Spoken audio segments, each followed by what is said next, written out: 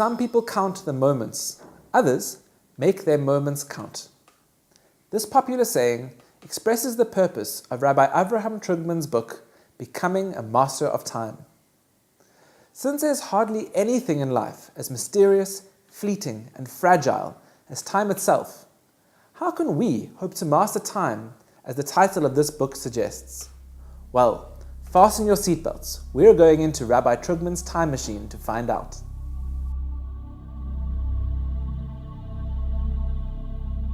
To understand what we'll call the history of time, we have to go back literally to the beginning. The first word in the Torah is Bereshit, in the beginning. This sounds quite normal, but for much of history, the Greek view of creation was that the universe always existed. It always existed and it will always exist. So there is no, in a sense, beginning of time. Judaism has always posited that God created the world and there is a beginning. Interestingly, the theory of the Big Bang is actually not called a theory anymore. It's called the standard model of the universe. And that posits there was a beginning. There was a beginning. Even 75 years ago, most scientists believed in the eternal universe. So one of the great commentaries, the Ramban, asks, well, what was created in the beginning? And he said, space and time. So time has a beginning. And throughout Judaism, time is an incredibly important part of a Jewish lifestyle, part of our rituals, and part of our worldview, because one of the things that almost every Jew gets, we'll call it with their mother's milk, is this idea of the need to have a purpose in life, the desire to make a difference in the world, to leave a mark, to make the world a better place.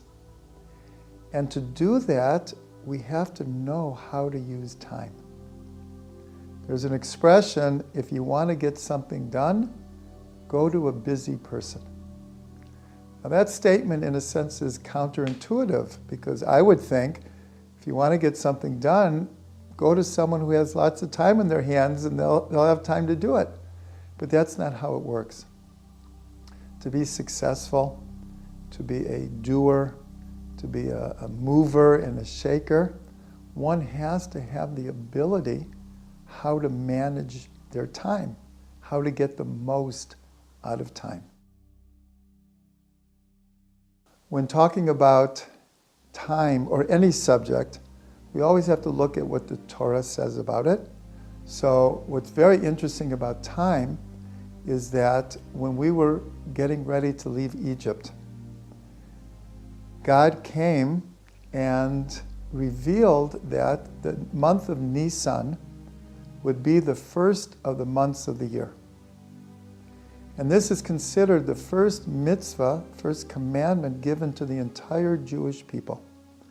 So many people ask, why is this the first mitzvah given to the Jewish people? And the answer is a very simple but very profound answer, that to go from a state of slavery to a state of freedom entails being a master of time. In what way? A slave is not an owner of his own time. In many cases, not even his own body, but certainly not his own time. He does and he acts according to how he's commanded. He has no mastery over what he does with time. To be free means to have that option of using time as we choose. So that was the first mitzvah given to the Jewish people, is the ability to use time. And we see this throughout Jewish ritual, Jewish law. I'll just give a few examples. We have a mitzvah a commandment, to circumcise our sons. But we're told it's on the 8th day.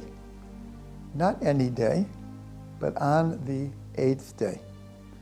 We're told that when Shabbat comes in, we can do our ordinary work. And then when Shabbat comes in, we refrain from a whole list of proactive actions in order to create the ambience of Shabbat. But Shabbat comes at exact minute when the sun sets. So that means 30 seconds before the sun sets, we're not in Shabbat. And 30 seconds after the sun sets, we're in Shabbat. Meaning it's precise, it's exact. So if we ask, why is time so important in Jewish law and ritual? It goes back to that first mitzvah. The first mitzvah that we received as a people is to be aware of time. And to be a successful person, an accomplished person, we have to know how to use time correctly. So the fact that the first mitzvah given to us has to do with time, it sets the tone for everything in Judaism, not just ritualistically or Jewish law, but a worldview. A worldview that sees that if I want to make the world a better place, then I better learn how to manage my time in order to do that. And here we're getting to the essence of what it means to be a master of time.